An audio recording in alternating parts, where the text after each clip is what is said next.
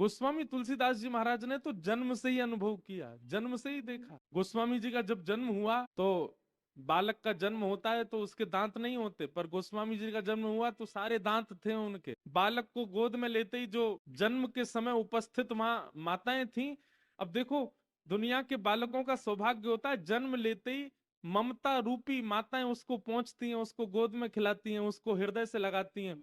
पर गोस्वामी जी का जैसे ही जन्म हुआ तो जितनी माताएं वहां थी, उन्होंने जैसे ही बालक को देखा, 32 दांत, किसी ने पोंछा तक नहीं, छोड़ के चले गए। देख करके घबरा गए सब, ये कैसा बालक। जिस समय बालक को हृदय से लिपटाने की स्थिति होती है, सारी माताएं दूर खड़े होकर के तुलसीदास जी को देख रही हैं। क्यों? सारे दांत हैं उनके। और जब सब छोड़ करके चले गए तो छोटे से बालक को क्या पता होता है, पर गोस्वामी जी के मुख से स्वतः ही सबसे पहला शब्द भी प्रकट हो गया। जबकि जन्म लेते बालक से कुछ बोल नहीं पाता वो, लेकिन गोस्वामी जी बोल पड़े राम। और गोस्वामी जी का प्रथम नाम ही रखा गया था, पूरे गांव में उनका नाम प्रचलित था, राम बोला।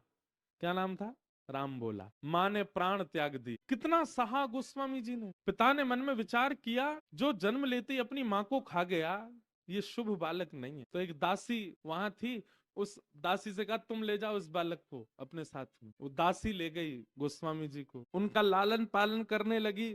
लेकिन विधि का विधान, ठाकुर जी, लोग कहते हैं कितनी परीक्षा लेते हैं भगवान हमारी। सुनो गोस्वामी जी का चरित्र, थोड़े ही बड़े हुए थे, दासी के भी प्राण चले गए। उनका लालन पालन करने लगी, लेकिन विधि का विधान, ठाकुर जी, लोग कहते हैं कितनी परीक्षा लेते हैं भगवान हमारी। सुनो गोस्वामी जी का चरित्र, थोड़े ही बड़े हुए थे, दासी के भी प्राण चले गए। दासी के गांव के लोगों ने जाकर के गोस्वामी जी के पिताजी से कहा कि आपका बालक है, आपने दासी को दे दिया था, अब उसके भी प्राण चलेगा, अब इसकी कौन देख रेख करेगा। तो पिताजी बोले, अरे मैं तो पहले ही समझ गया था कि ये शुभ नहीं है। जन्म लेती अपनी माँ को खा गया, दासी को दे दिया, उसको खा गया।